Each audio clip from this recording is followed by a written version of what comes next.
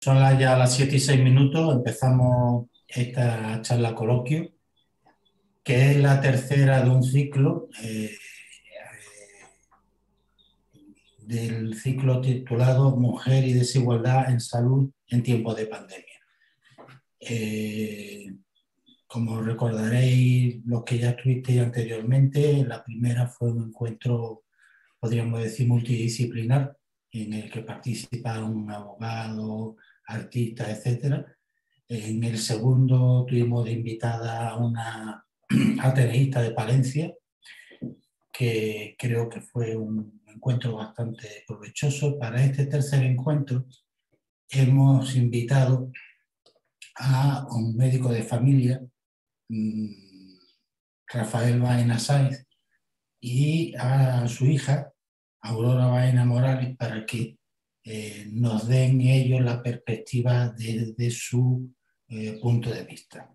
Bueno, Rafael Baena es médico especialista en medicina familiar y comunitaria, tutor de posgrado del programa de especialización MIR en medicina familiar y comunitaria, actualmente director de la unidad clínica de atención primaria de La Barca, en San José del Valle, del Servicio Andaluz de Salud.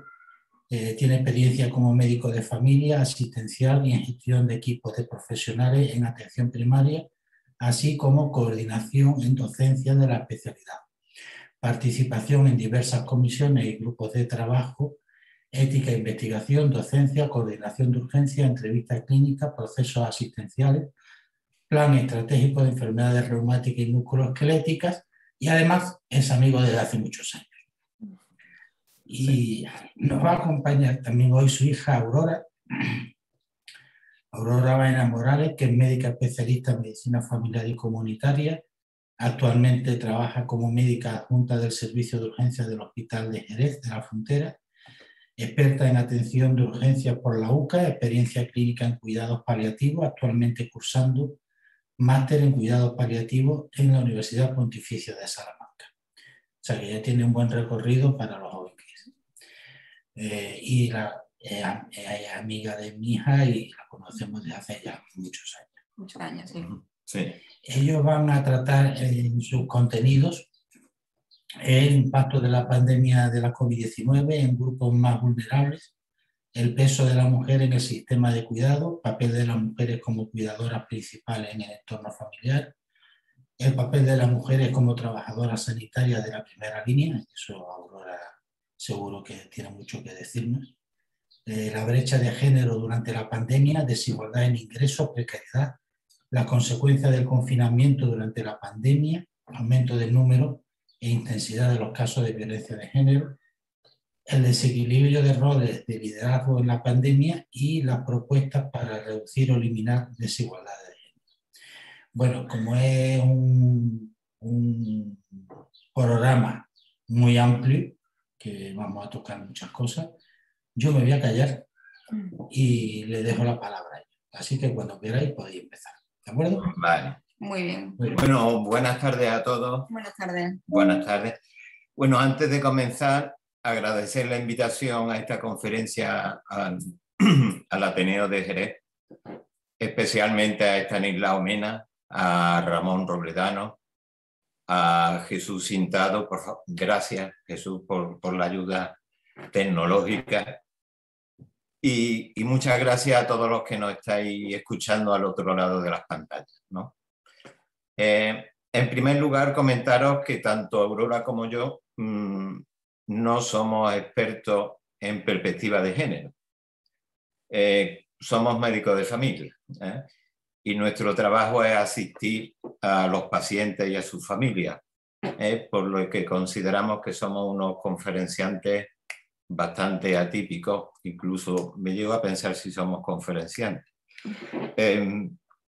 Nuestra relación con el tema de la sesión de hoy nos viene dada por el hecho de haber trabajado, o mejor dicho, seguir estando trabajando en primera línea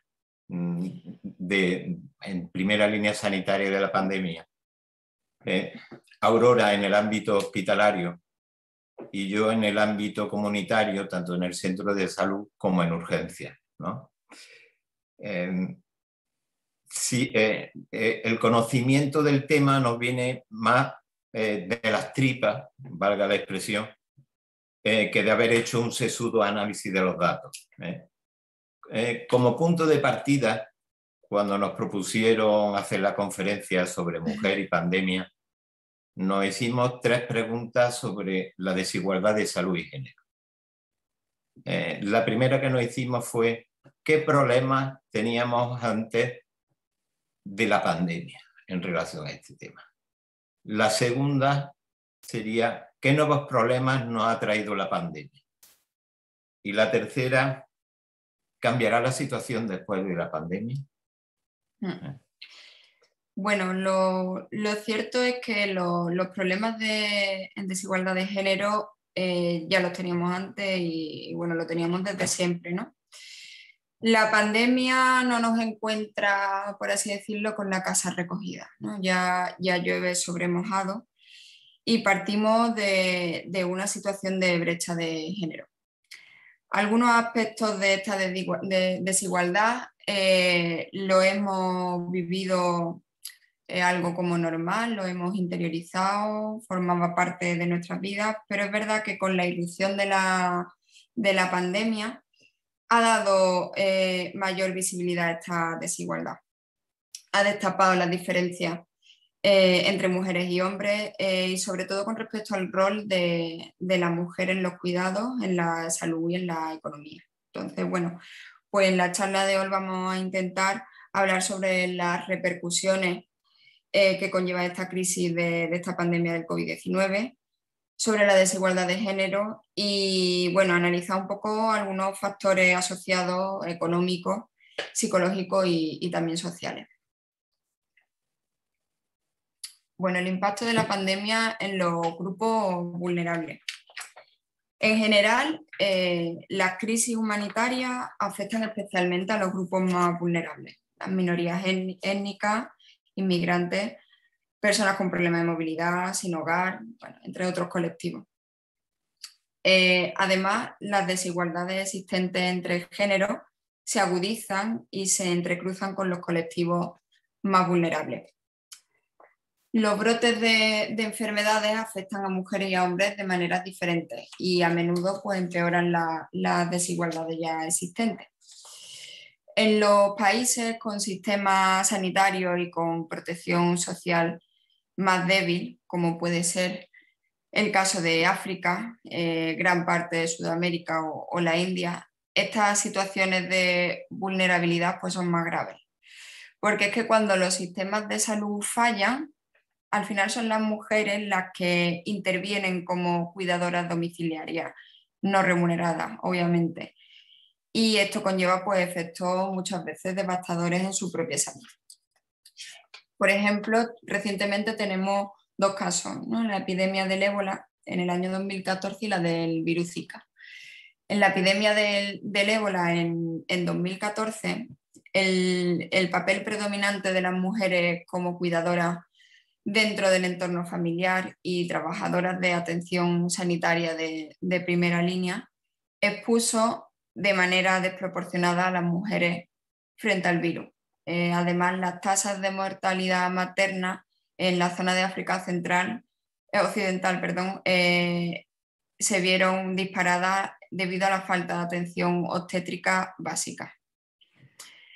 En el caso de la epidemia del virus Zika, en el año 2015, en Sudamérica, a la relación directa del virus con malformaciones congénitas y otros problemas del embarazo, se sumó la falta de atención en salud sexual y reproductiva en la mujer.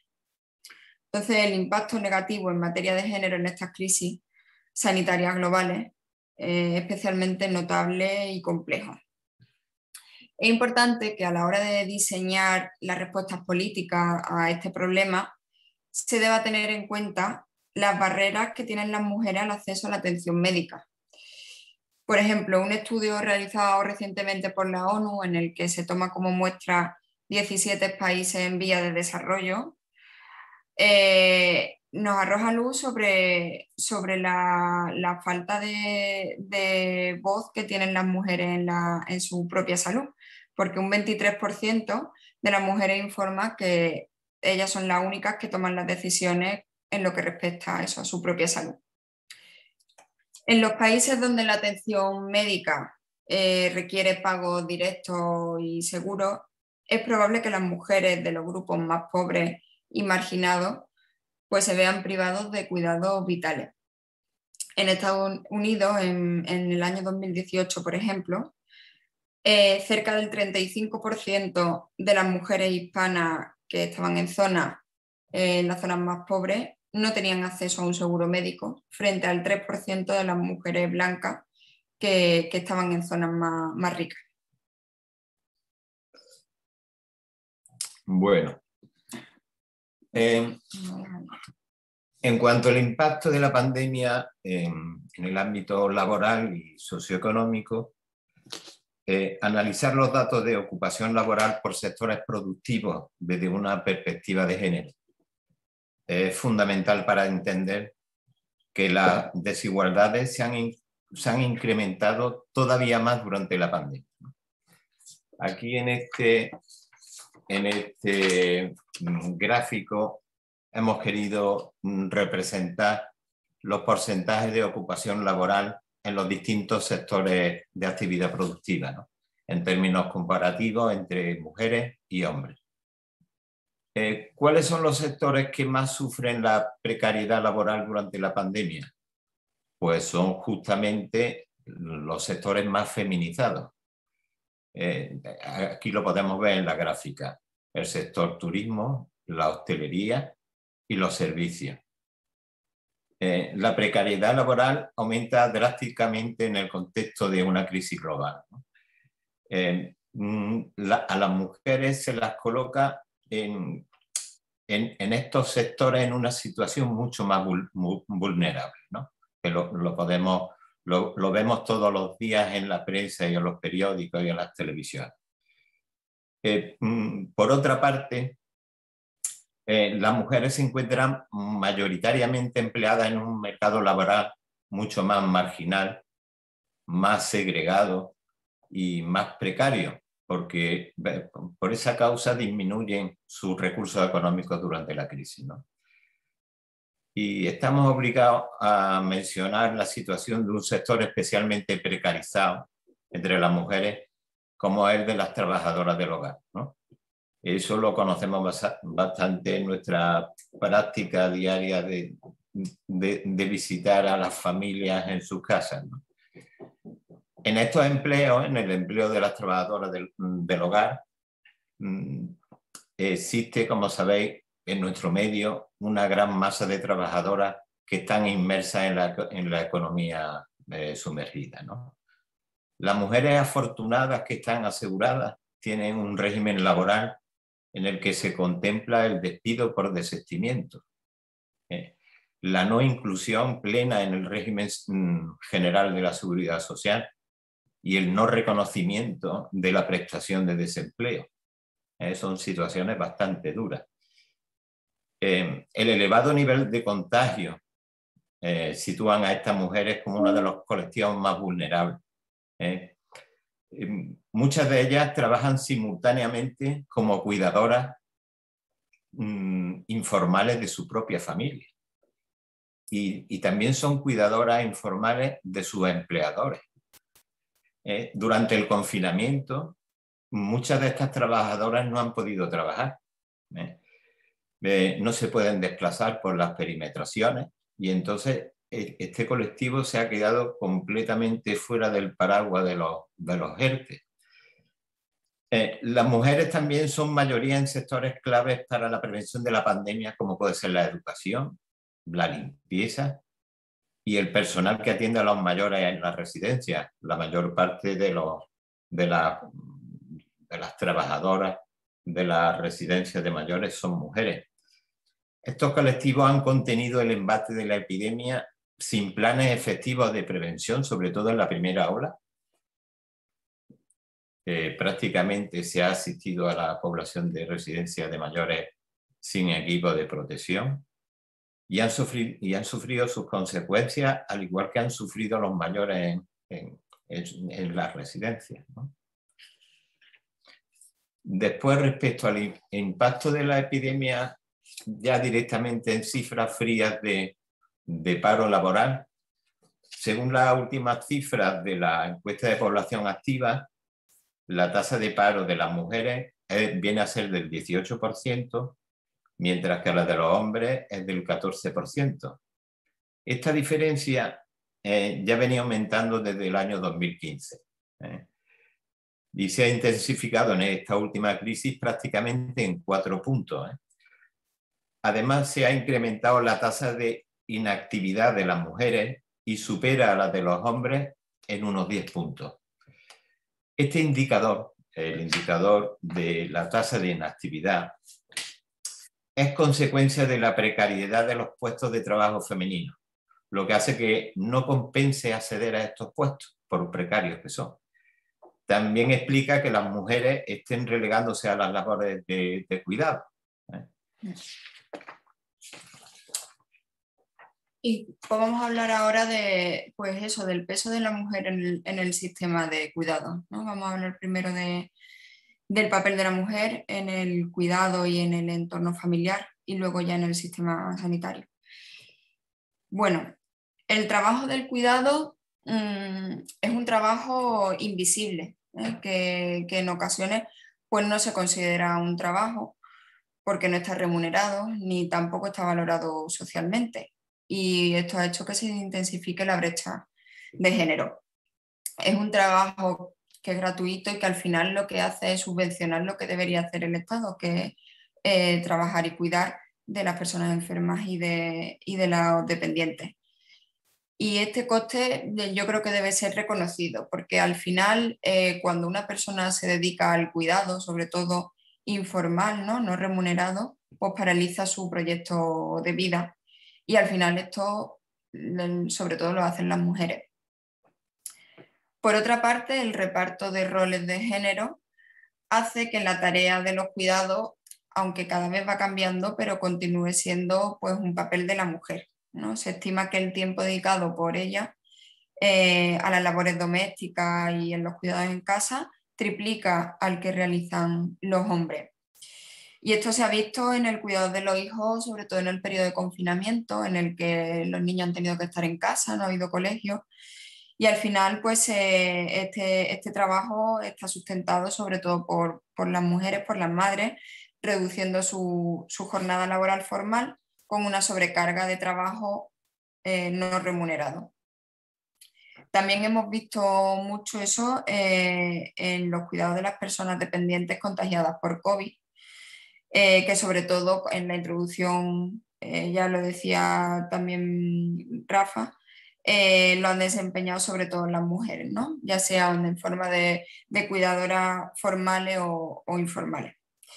Y al final, pues esta carga de trabajo, sobre todo durante el confinamiento, pues tiene sus consecuencias, ¿no? En una disminución del autocuidado y también un aumento que estamos viendo en problemas de salud mental, en cuadros de ansiedad y también de depresión.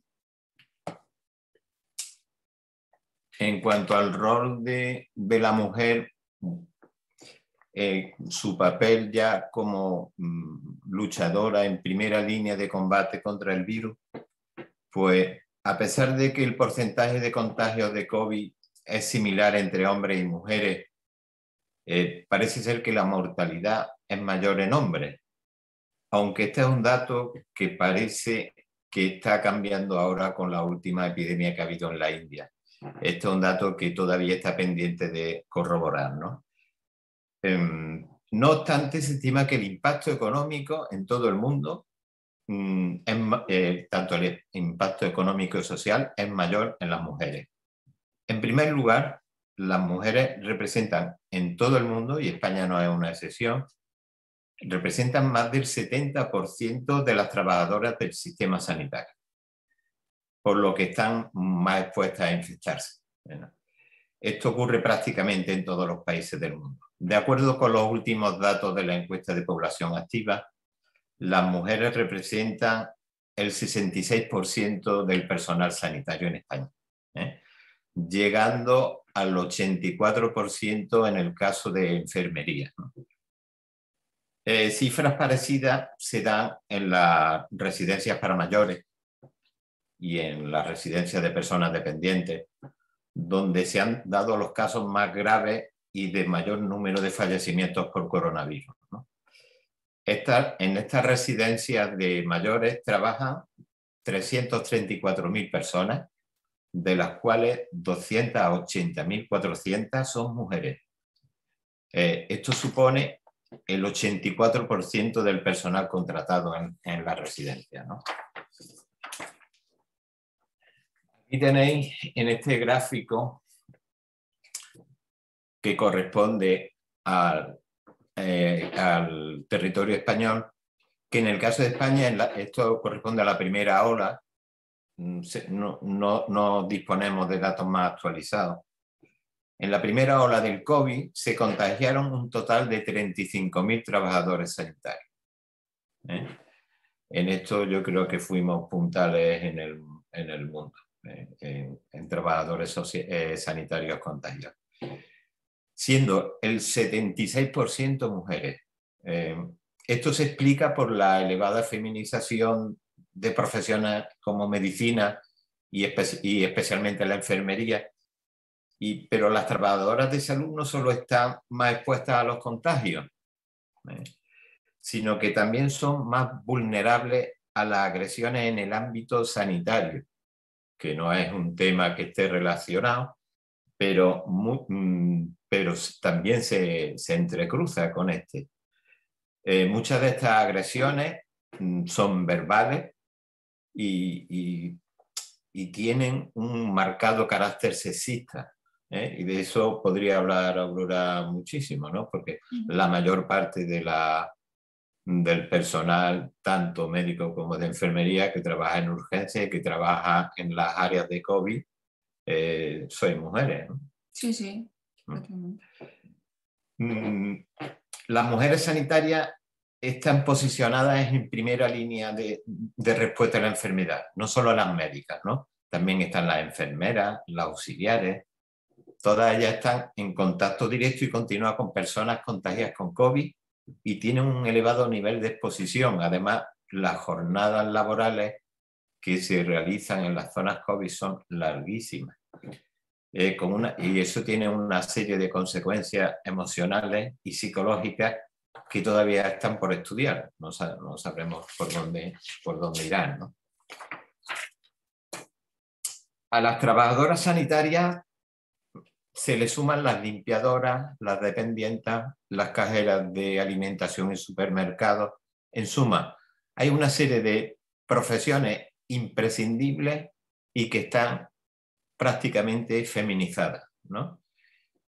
Toda esta realidad que estamos aquí exponiendo evidencia una necesidad. Los cuidados tienen que formar parte de la estrategia de los estados. Y esta estrategia tiene que tener un enfoque de género. Bueno, vamos a hablar ahora sobre un poco el impacto que ha tenido la pandemia en la violencia de género. La crisis, la emergencia y las épocas de disturbios se han relacionado siempre con un aumento de la violencia interpersonal, y aquí está incluida la violencia hacia las mujeres.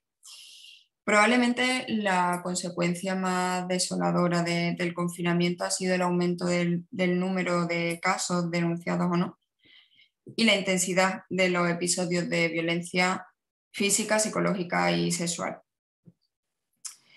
Las mujeres se han vuelto más vulnerables durante el confinamiento, pues por varias razones.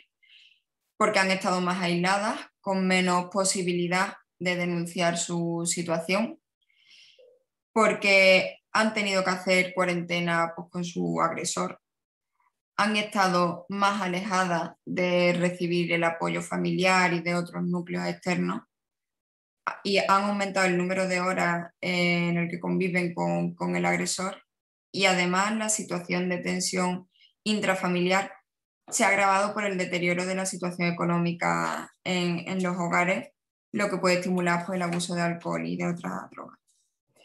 Aquí en el cuadro se hace una comparativa de datos en cuanto a violencia de género la diferencia del año 2020 respecto al 2019. El Ministerio del Interior informó un descenso de las denuncias por violencia de género de hasta un 10%. Y este dato, si lo examinamos en relación con el número de consultas online, llamadas al 016, que tenéis ahí el porcentaje y el número de peticiones de asistencia a víctimas, pues da una idea de las dificultades que pueden encontrar las mujeres para interponer una denuncia, pues sobre todo debido al confinamiento y a la convivencia directa con el maltratador. Además del aislamiento familiar y social, el acceso a los sistemas de protección, de seguridad y de apoyo pues es limitado. Por ejemplo, los servicios sanitarios muchas veces se convierten en la primera vía de salida que tienen las mujeres para denunciar su caso. Sin embargo, en la situación actual de emergencia, las barreras que tradicionalmente ya teníamos y que dificultaban la detección eficaz de la violencia de género, falta de tiempo en consulta, poca formación, sobre todo para abordar este tema por nuestra parte, pues se han agudizado ante la sobrecarga de los servicios de salud motivados por la pandemia. Es verdad que a raíz de la declaración del estado de alarma y confinamiento, pues se han puesto en marcha en España varias medidas con el fin de paliar el posible impacto de la violencia de género por el confinamiento. Una de ellas, por ejemplo, que me llamó la atención es una que empezó en Canarias, la mascarilla 19, por parte de la comunidad autónoma y también con ayuda del Colegio Oficial de Farmacéuticos, y después se ha ido extendiendo en otras comunidades, ¿no? Que la mujer podría acercarse a la farmacia, solicitar una mascarilla 19 y a partir de ahí pues se desencadenaba la activación del protocolo por violencia de género.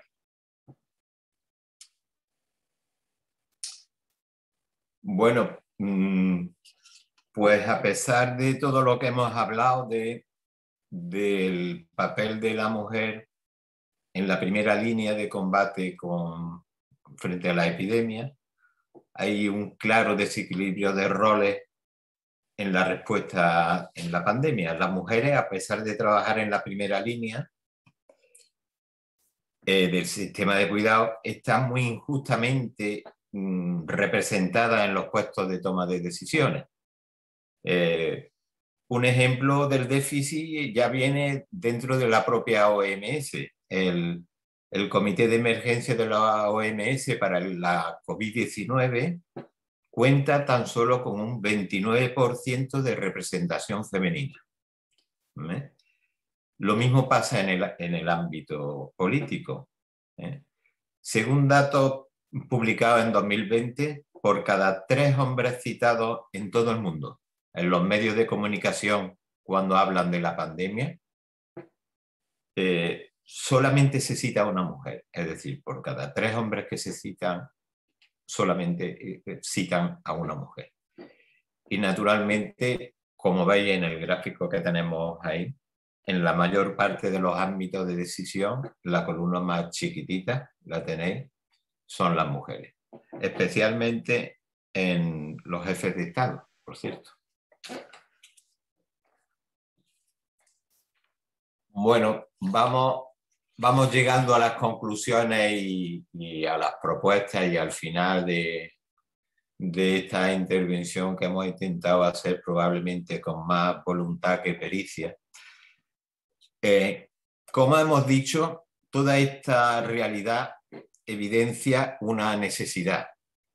Los cuidados tienen que formar parte de la estrategia de los estados y esta estrategia tiene que tener necesariamente un enfoque de género. La pandemia ha destapado y ha aumentado esta brecha de género.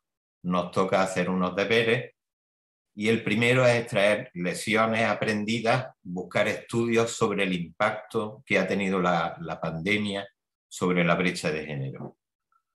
Las soluciones vendrán de la mano de políticas intersectoriales, pero no solamente en sanidad. Estas políticas tienen que responder a estas necesidades. Sí, es que necesitamos conciliar nuestras vidas con nuestros trabajos. Necesitamos medidas correctoras en los empleos y en la protección social. Necesitamos visibilizar estos problemas y debatirlos. Es urgente abordar la violencia de género, en la que se puede vincular también la agresión a sanitarias. Si queremos cambiar el futuro, pues es imprescindible educar en igualdad y empoderar a las mujeres en la toma de decisiones. Bueno, en último lugar, no sé si en este conversatorio que hemos tenido hemos dado respuesta a la última de las 3 preguntas que nos hicimos al principio de la charla. ¿Cambiará la situación de la desigualdad de la mujer después de la pandemia? Bueno, creemos que dependerá de la lucidez que tengamos todos nosotros, que precisamente no es un rasgo distintivo de nuestra especie, por otra parte, ¿no? Bueno, y con esto, pues muchas gracias a todos por vuestra atención. Muchas gracias. Y vamos, y le paso el turno de palabra a Estanislao. Gracias, Rafa. Decir que antes no lo dije, que este ciclo, por decirlo de alguna forma, de mujer y desigualdad en salud en tiempos de pandemia, se lo debemos, sin lugar a dudas, a Carmen Campos, que fue la que lo ideó, lo diseñó y lo ha empujado hasta conseguir poder hacer estas 3 primeras sesiones. Nos queda una cuarta, que será una presentación de libro, que antes no lo dije, que la tenemos prevista para septiembre, octubre. No sabemos todavía muy bien. Y Rafa decía una cosa al principio que a mí me parece interesante, es decir, lo que nos sale es hablar desde las tripas. Bueno, quizás por eso hemos buscado, porque no va a decir lo mismo quien lo sufre en su día a día que el que lo ve desde la atalaya de su puesto administrativo o político, que como decía al principio o ha dicho al final, esto va a cambiar después de la pandemia.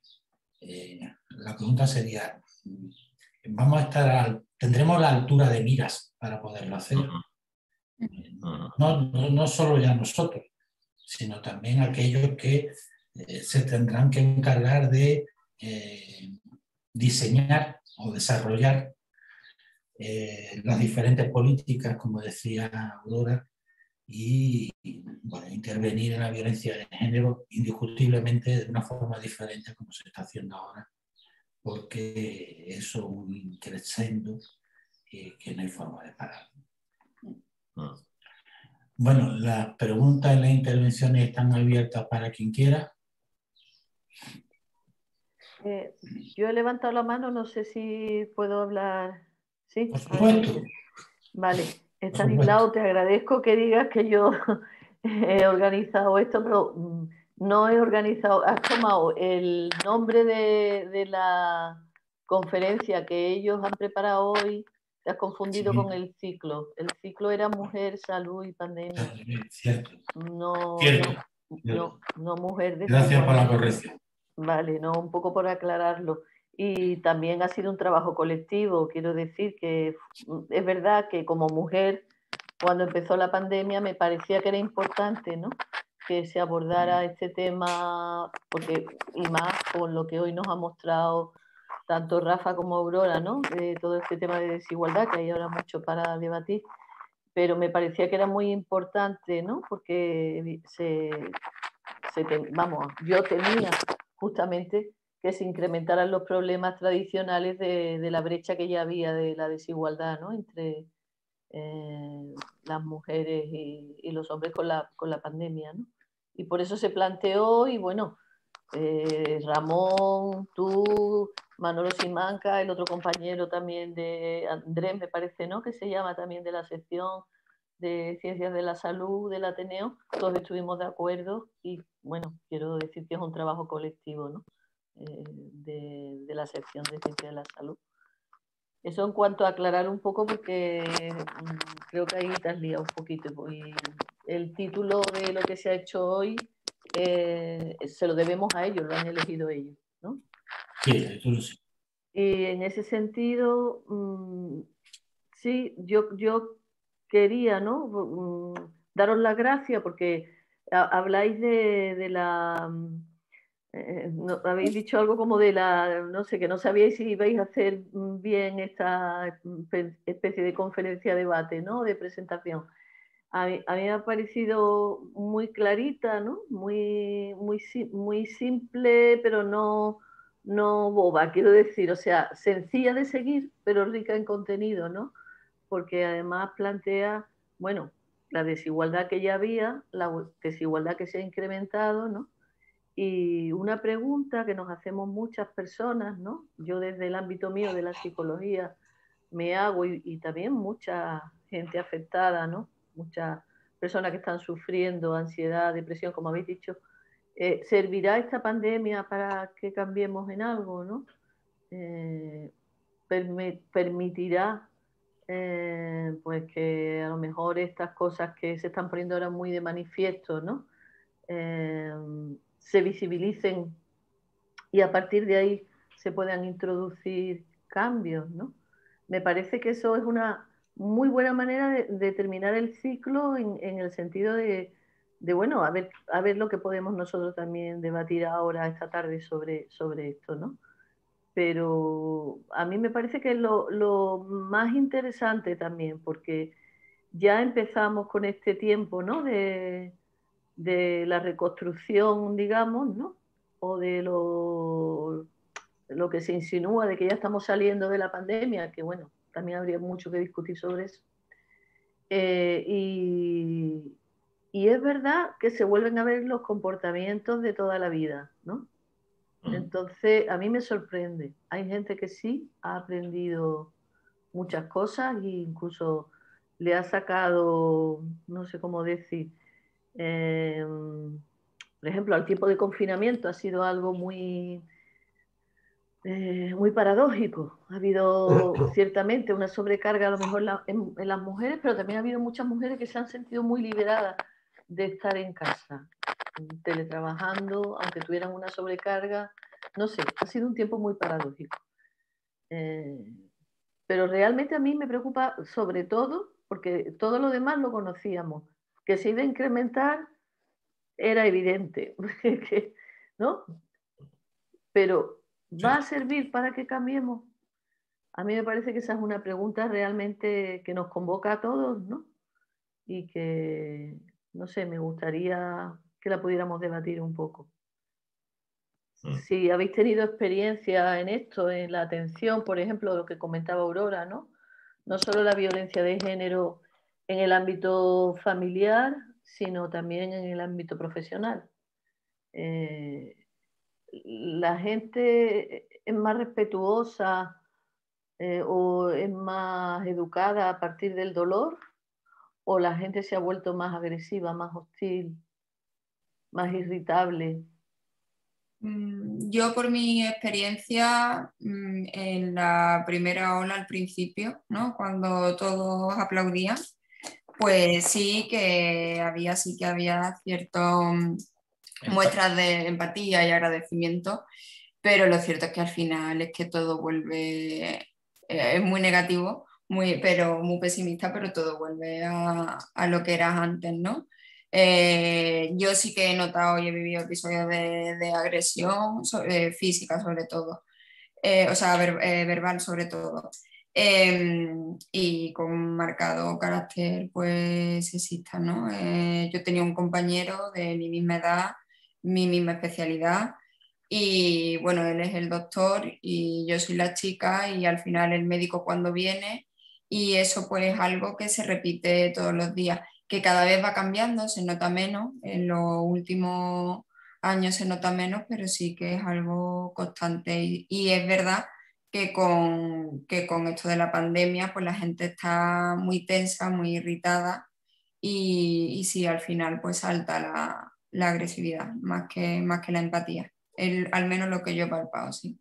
De cualquier manera, el periodo de confinamiento, entendido como el periodo desde el principio de la pandemia hasta mayo, hasta que se dio como acabada, entre comillas, la epidemia.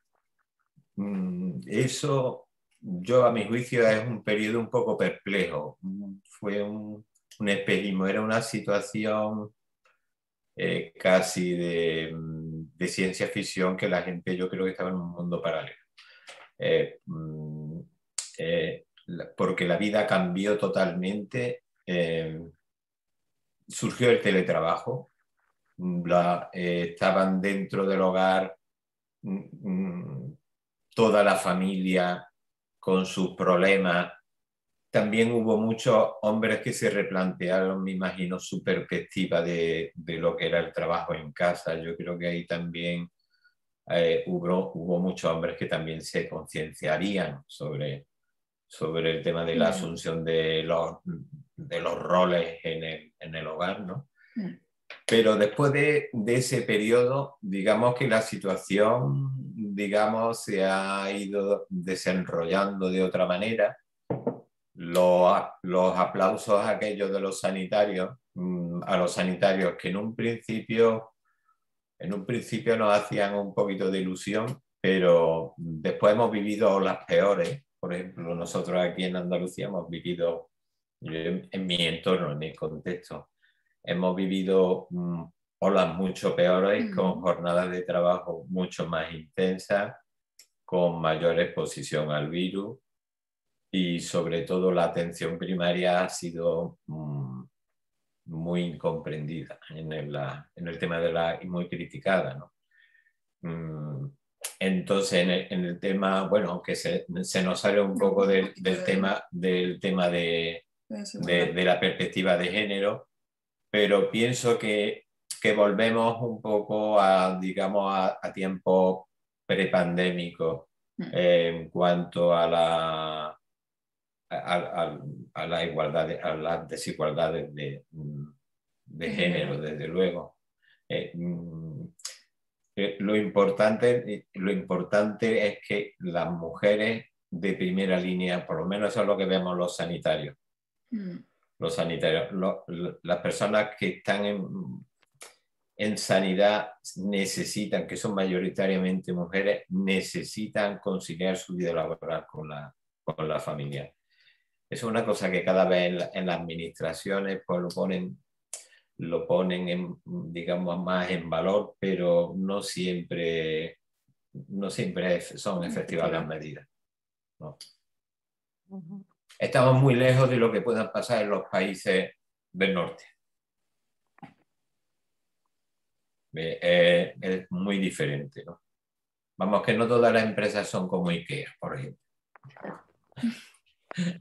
Entonces, necesitaríamos un IKEA en sanidad también, ¿no?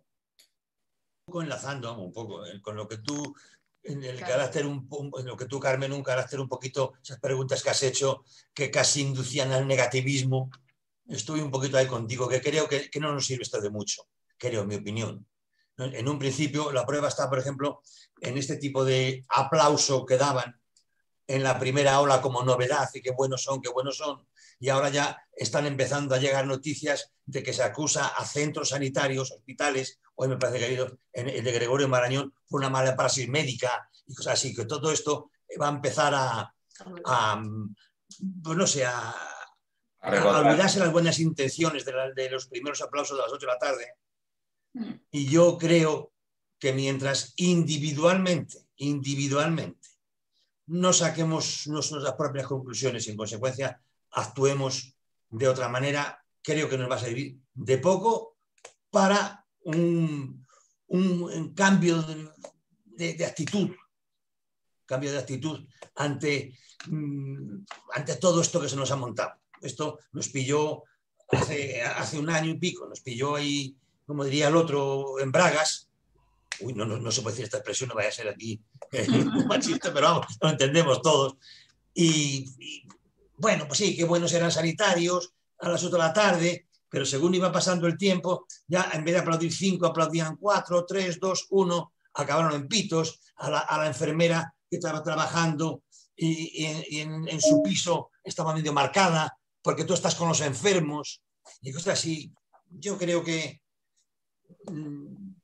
yo por lo menos soy muy negativo en el de que esto nos sirva para algo, ¿no? Ya ha servido para algo, además de para alimentarnos y todo este tipo de cosas.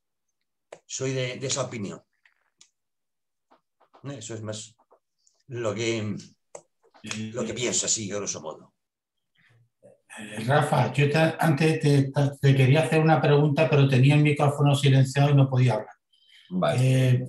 ¿Por qué decía la diferencia entre nosotros y los demás arriba?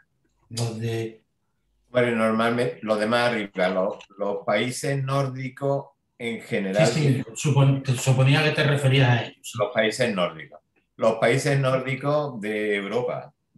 Sí. No en Estados Unidos. Los países nórdicos tienen unos niveles de protección social y a las mujeres y a las familias.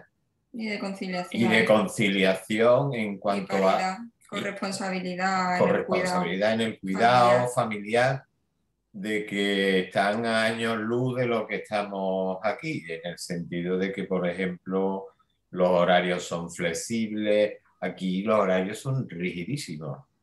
Son rígidos. Tú entras a una hora, cuando lo que importa en la productividad, curiosamente, la productividad laboral en España, ya no hablo del sector sanitario, es más baja que en el resto de Europa, sobre todo en esos países nórdicos, Suecia, Noruega, Suiza, que también coincide que son países más ricos. La productividad laboral es mayor, pero el número de horas de trabajo es menor.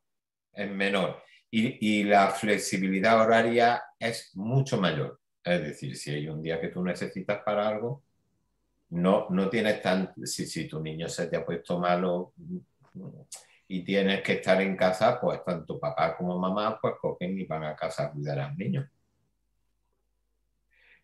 Como que en el sitio de trabajo pues tienen guardería. Es decir, tienen ayuda económica y de protección social a muchos colectivos, entre ellos a la familia, ¿no? Sí. Entonces, ese tipo de políticas son las que yo creo que debe de demandar la sociedad después de la pandemia, porque lo que sí ha hecho la pandemia es visibilizar toda la brecha de género que hay. Porque uno salía, iba a los supermercados y veía a las cajeras, iba y veía a las limpiadoras, las auxiliares de clínica, en la residencia, en el día a día de nuestro trabajo también. La mayoría auxiliares de clínica, enfermería son mujeres. Personal de limpieza del hospital, de centros sanitarios y no sanitarios, también la mayoría son mujeres. Okay. La cuestión está que la única manera de cambio es empoderar a las mujeres, es decir, de cómo se empodera a las mujeres.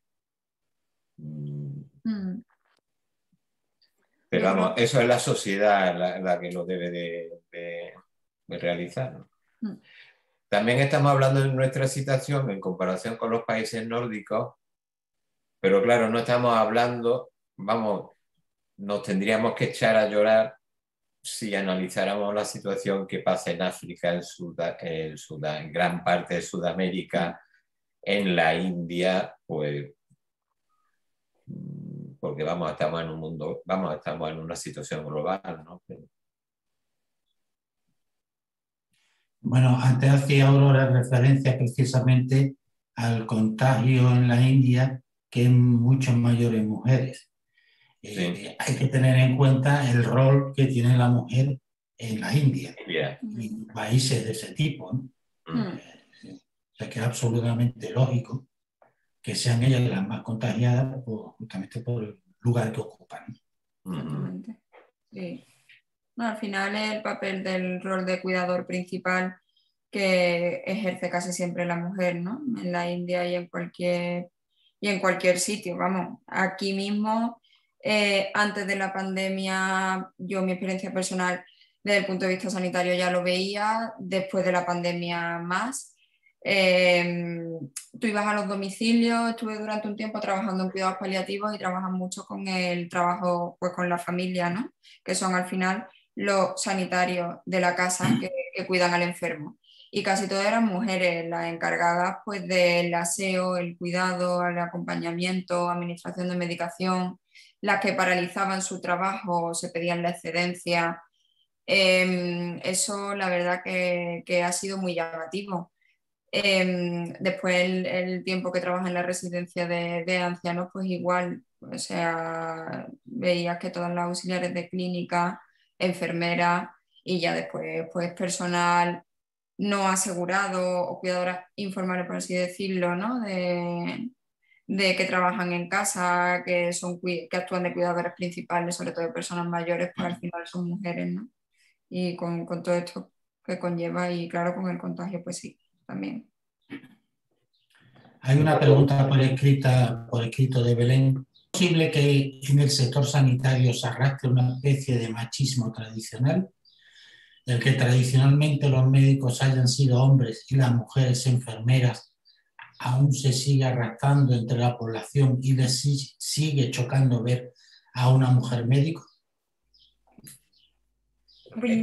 Eso lo va a Eso lo contestar contesto yo. Yo creo que en parte sí, que bueno, yo esa diferencia con respecto a mis compañeros no lo noto tanto.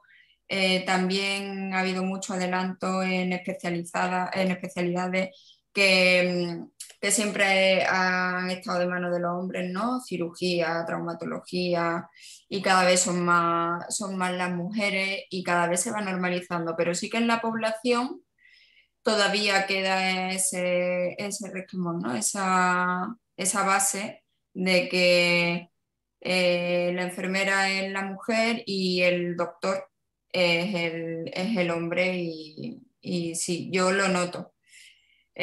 Por suerte cada vez está cambiando más, pero bueno, es llamativo que a la altura a las que estamos, pues que yo lo siga notando, sí. De Bueno, todas formas, eso va a caer por su propio peso, porque ahora mismo la mayoría de residentes son mujeres. son mujeres. Bueno, además coinciden dos, digamos, entre comillas, estigmas en la profesión médica actual, que, bueno, que sería primero ser mujer y después ser joven. Sí. Que es otra cuestión, es decir, que te atienda un médico que sea mujer y además que sea joven. Yo muchas veces me han comentado un paciente, pues me atendió en urgencia una chica que podía ser como su hija, de joven, así, un jovencita. Entonces, esa doble, digamos, circunstancia, pues es verdad de que... Sí, que con un hombre joven es verdad que no pasa, pero vamos, sí. por episodios que he tenido, ¿no? Yo, compañeros de mi mismo año, mi misma especialidad, pues notar esa diferencia, pues sí. Por el mero hecho de ser mujer, sí. Mira, tenía una pregunta de la compañera Margarita que no tiene sonido y me lo transmite por el chat. Decía que había puesto una pregunta para vosotros antes, pero la habíais respondido. Pero decía que quería hacer una ampliación preguntando si dentro del sistema hay mecanismos para poner en marcha los cambios o necesitan cambios legales y de diseño organizativo. En cuestión de, digamos, de paridad de género, de evitar brecha en el sistema sanitario, en los profesionales sanitarios, yo creo que se ha avanzado mucho, por lo menos sobre el papel. Es decir, por ejemplo, a la hora de nombrar los tribunales para los cargos intermedios en los hospitales y en los centros de salud, pues siempre se elige, hay una norma de que tiene que haber paridad entre hombres y mujeres en el tribunal que elijan al cargo intermedio, ¿no? Después también existen normas para conciliar, sobre todo en el tema de los permisos, Sí hay normas para conciliar la vida laboral con la familiar. Y después también ha habido planes específicos sanitarios que han desarrollado estrategias para contemplar la perspectiva de género en las relaciones laborales dentro del SAS. Por lo menos yo te hablo desde que lo conozco, de lo que yo conozco, que es el Servicio Andaluz de Salud. Ahora bien, una cosa son el diseño de estrategias, el diseño de las normativas que hay, y otra cosa es el desarrollo efectivo de la implementación de esas estrategias que no se miden, realmente no se miden. Yo creo que se debería de medir más, se debería de preguntar más, encuestar más, ver qué resultados, y se tendrían que evaluar para seguir mejorando esos sistemas Sí. de mejora de perspectiva de género. Pues la compañera da las gracias a la sesión y la felicita, y a vosotros como ponentes, por supuesto. La quería transmitir. Muchas gracias. Muchas gracias. Porque yo creo que en este tema que estamos hablando hoy toca mucho el tema familiar también. No solo de la mujer, sino lo que es el tema familiar. En ese aspecto yo entiendo que es que por lo menos en este país, en el norte de Europa, y eso ya no sé, pero en este país hemos hecho la adaptación a la vida laboral de la mujer sin estar conciliada a la vida familiar antes. Entonces la mujer se ha incorporado con todas las cargas que tenía ya en el hogar, que ya las cargas estaban descompensadas estando ella en casa. Si encima se incorpora a la vida laboral y ya tenían una descompensación anterior, esto es un caos para la mujer. Entonces, es lo que estáis hablando. La mujer estaba trabajando, pero además tiene que llevar los cuidados de enfermos en casa, porque no hemos hablado ayudas a domicilio, enfermos graves en casa. O sea, la mujer ha tenido una carga tremenda. Entonces, yo creo que mientras que no se cambie el sistema y las prioridades, va a ser muy complicado, ¿no? No sé qué pensáis con respecto a esto. Sí. Tiene que ver mucho la educación de los hombres y de las mujeres en tema de igualdad. Tiene que ver mucho también las políticas de las empresas a la hora digamos, de conciliar. Pero vamos, sobre todo también nos tiene que cambiar la mentalidad a los hombres. Nos tiene que cambiar la mentalidad a los hombres. Es decir, tenemos que educar educar a las personas en otro tipo de valores. Sin educación, yo creo que no va a haber nada. Pero vamos, que eso se puede hacer en una generación, pienso yo. No hace falta 50 generaciones. Sí, pero yo creo que si no es desde la educación, yo lo veo complicado, desde luego, y en el cambio de sistema. Porque no sé, por ejemplo, yo he tenido experiencias indirectas o directas, cuando hablamos de que hay que empoderar a la mujer, totalmente de acuerdo, eso es indiscutible, pero ¿a qué mujer? Porque a mí me da la sensación que en muchos casos se está llegando a los cargos a mujeres que actúan como hombres, que son mujeres que al final no están cambiando el sistema. ¿Sabes lo que quiero decir? Que al final Sí. no facilitan la vida familiar, teniendo puestos de dirección en empresas, y tú dices, bueno, pero ¿cuándo va a llegar el cambio? ¿No? Porque yo lo he sufrido. Y dices tú, ¿cuándo va a llegar el cambio? Si llega la mujer, porque ha llegado esta mujer que la vida familiar le importa tres pepinos, ¿no? No sé si os ha dado con jefas también en ese aspecto, ¿no? De decir, no llega el cambio, ¿no? Tiene que cambiar algo más para que la cosa funcione. Sí, tiene que cambiar algo más. Sí, tiene que cambiar la mentalidad y la vida diaria, vamos, es que los valores, las costumbres, todo eso tiene que cambiar. Tiene que cambiar. Bueno, Jesús, eso que dices de cuando llega una mujer se comporta como un hombre, se ve mucho en política, por ejemplo. Por ejemplo. Es donde más se ve.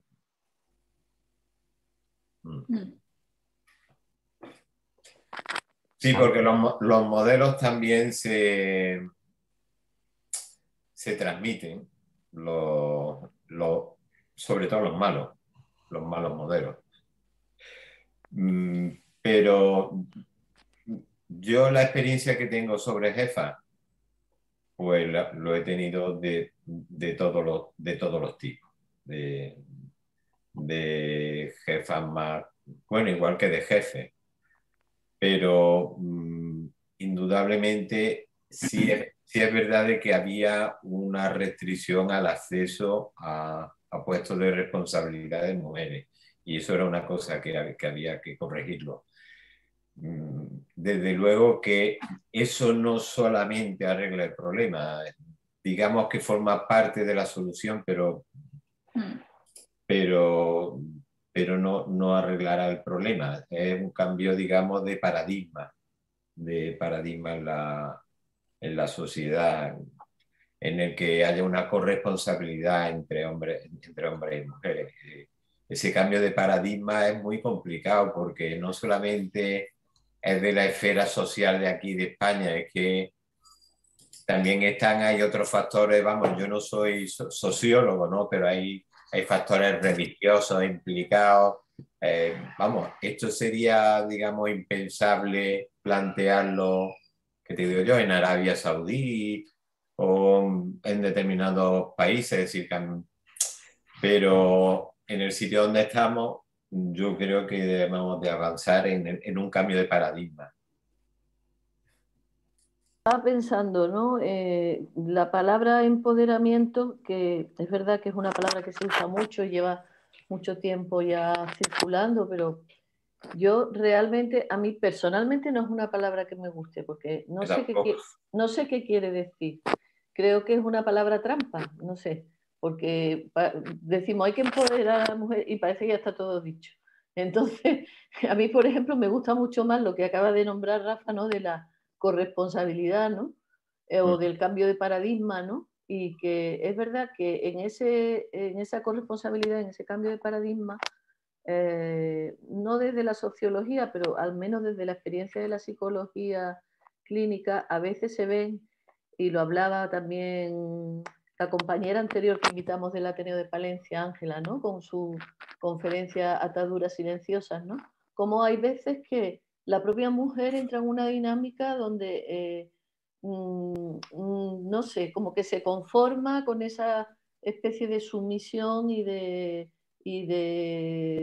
aceptar los roles clásicos, podríamos decir, o tradicionales, de ser la cuidadora o de asumir todo, ¿no? Entonces, yo en este sentido creo que efectivamente hay que educar a los hombres, pero también hay algo del lado de las mujeres que hay que educar, porque no me gusta la idea de que no avanzamos porque los hombres no permitan el avance. Creo que efectivamente hay que avanzar y tiene que ser una cosa de ambos, tanto de hombres como de mujeres. O sea que sí que es verdad que a veces hay que hacer medidas correctoras o legislar de una determinada manera, ¿no? Para que se basculen desigualdades que tradicionalmente ha habido. Pero si hablamos de educación y hablamos de cambiar pautas de funcionamiento también mentales de la gente, el trabajo es enorme, tanto en la forma, digamos, de posicionarse con las cosas en hombres y en mujeres. Porque sorprende muchas veces, ¿no? No sé, el grado de tolerancia o el grado de prestarse a todo. Y había una cosa que nos pasó en este ciclo que al principio, ¿no? Decía antes Stanislao que hubo una de las conferencias que fue multidisciplinaria y había una artista autodidacta madre y dijo una frase que a mí se me quedó, ¿no? Una persona que es muy afectuosa, muy cariñosa, tiene 4 hijos, pero vivía en un piso muy pequeño y ella pintaba en su piso y dijo, he llegado, en el periodo del confinamiento duro, dijo, he llegado a odiar la maternidad. No por lo que implica de ser madre o porque odio a mis hijos, sino por el hecho de hasta dónde tengo que dar, ¿no? Ella se hacía esa pregunta. De esa frase me estaba acordando yo mientras hablaban Aurora y Rafa. Sí, porque a mí a mí me impactó mucho, ¿no? Porque además conozco a esa persona que la invitamos y sé que es súper afectuosa y súper atenta con sus hijos, pero que dijera esto, ¿no? Y me hacía cuestionarme mucho, ¿no? Dice, efectivamente, antes creo que ha dicho Aurora que hay algo de los cuidados que muchas veces para los proyectos vitales, ¿no? Y bueno, por ejemplo, en madres que a lo mejor han tenido como esta mujer 4 hijos, ¿no? O incluso con menos, o incluso con más, pero bueno, hay algo del orden de asumir muchos cuidados de muchos tipos y que con la pandemia, por supuesto, se han incrementado y muchos proyectos vitales que se han parado, ¿no? Y bueno, todo esto, no sé, yo sí confío, yo no soy tan pesimista. O sea, sé que es muy probable que no se produzcan grandes cambios cuando se dé por concluida la pandemia, pero sí confío en que hay gente que se ha hecho preguntas muy interesantes a raíz de la pandemia, ¿no?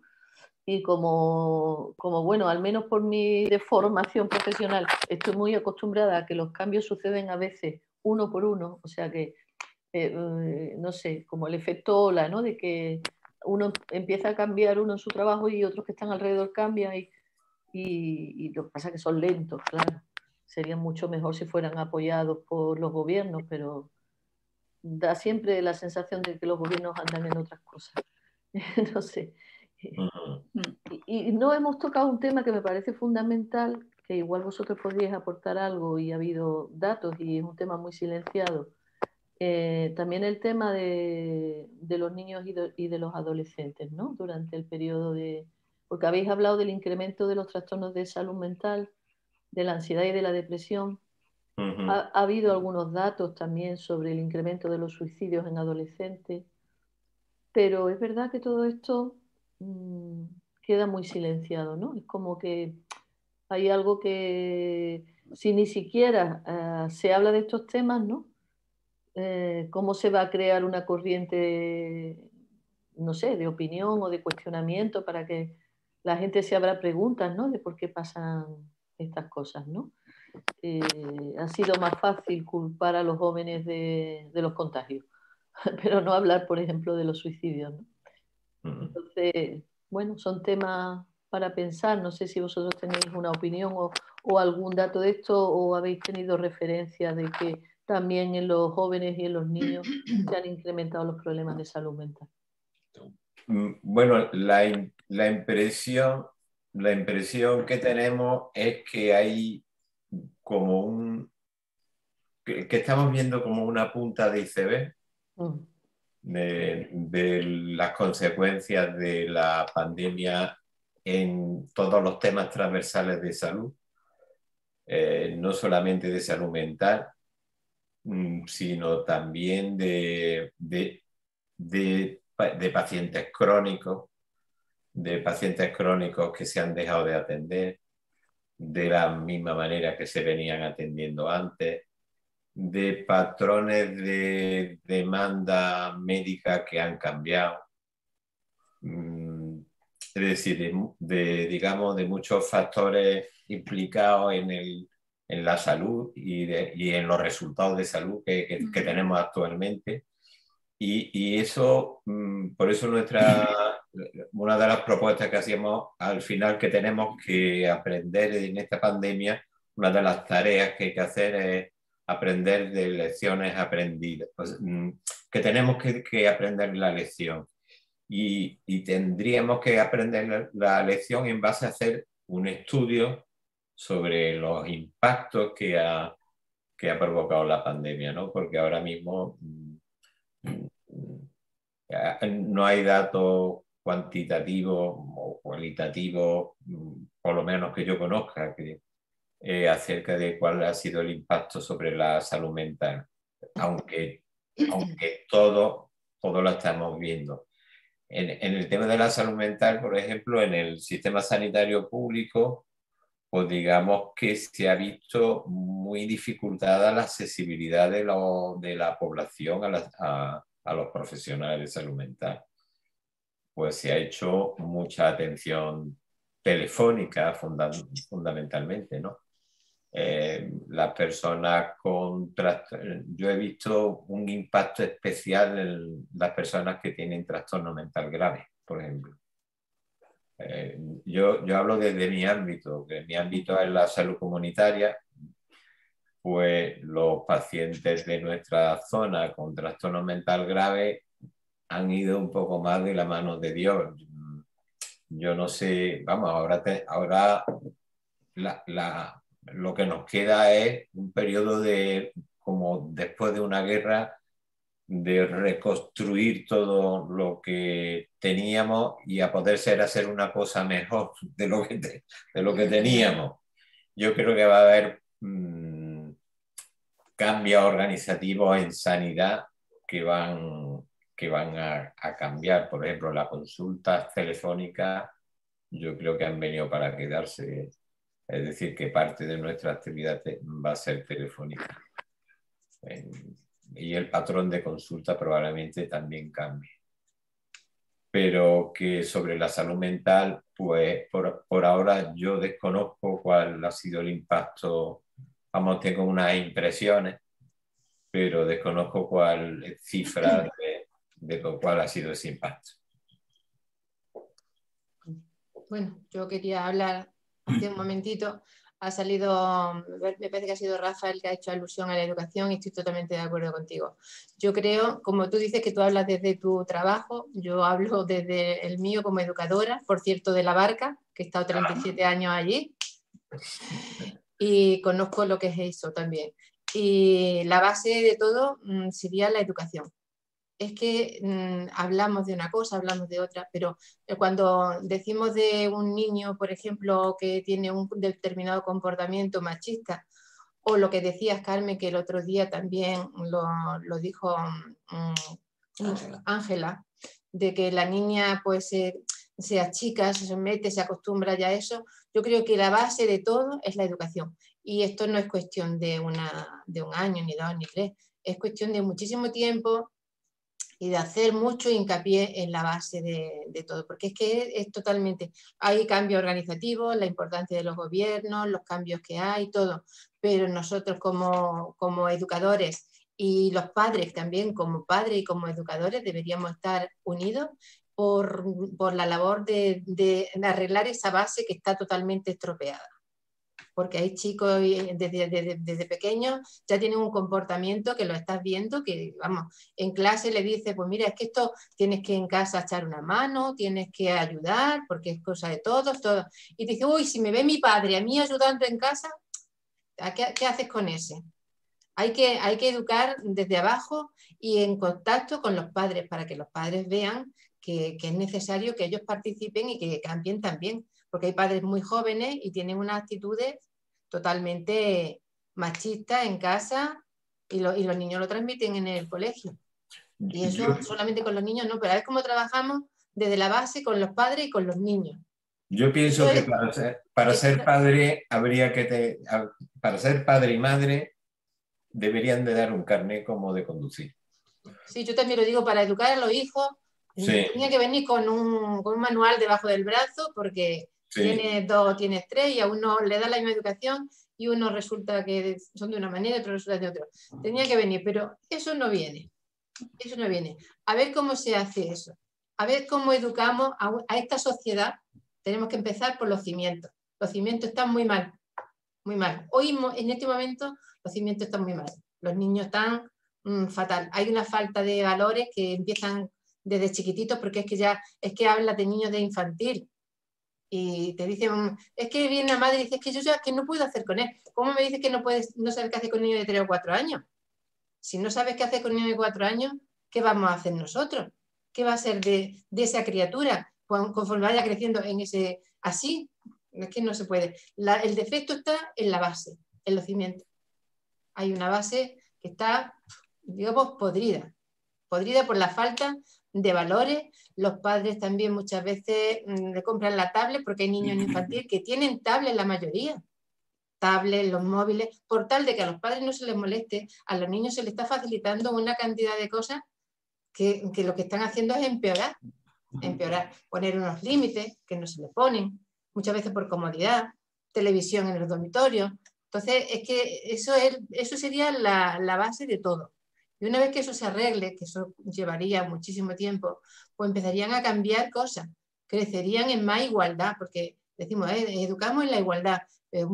Por mucho que lo intentemos, si no hay la otra parte que son los padres, no ponen de su parte, valga la redundancia, no vamos a conseguir nada. Van a seguir mayores, van a seguir agrediendo a los sanitarios, van a seguir insultando al vecino, no van a dejar en el autobús a la señora que va con un bebé, no la van a dejar asiento. Son cosas que se han perdido y que son necesarias. Tenemos una base de valores perdida y eso hay que recuperarlo. Si eso se recuperara, pues esto iría mejor y entonces podríamos ser más optimistas, Carmen. Porque yo pienso también que desde luego, tal y como está la situación, si es que le dices a alguien algo y se vuelve, si es que vas andando por la calle y te viene uno y se te viene el perro encima y dice, oye, por favor, ten cuidado con el perro, y encima a ti te come. Es que ya no te atreves a nada. Por eso te digo que la educación es la base. Yo así pienso. Y cuando eso cambie, cambiarán muchas cosas. Pero eso es muy complicado.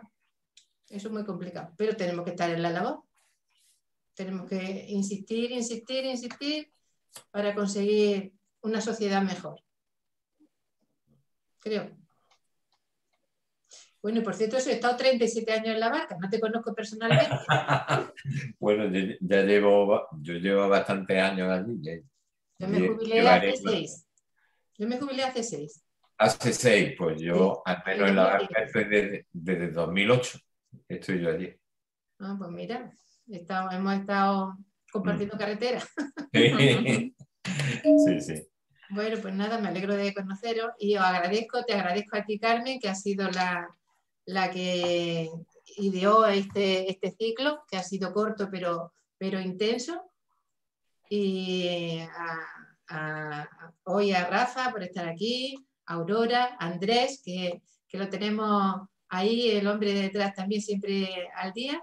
Y por supuesto a Estanislao, que también sabemos que está de presentador cada vez que haga falta. Hoy. Así que muchísimas gracias.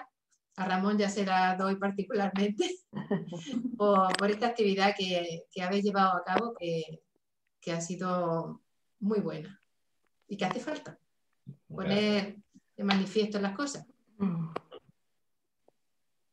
Pues muy bien. Muchas gracias, Ana. Yo pienso que efectivamente la educación es fundamental, pero también pienso que estamos en un momento, creo que también lo ha dicho Rafa antes, de cambio de paradigma, y que es verdad que hay algo de la autoridad, ¿no?, tradicional, o del modelo, digamos, que ha servido durante otra época, que parece que en el siglo XXI ha caído.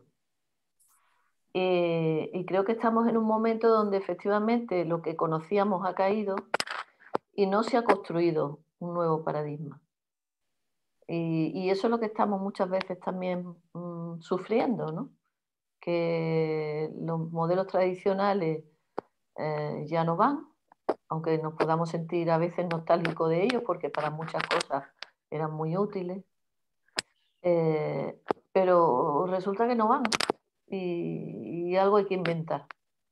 Y ese es el sentido de mi optimismo siempre, porque creo que el hombre siempre tiene capacidad de invención.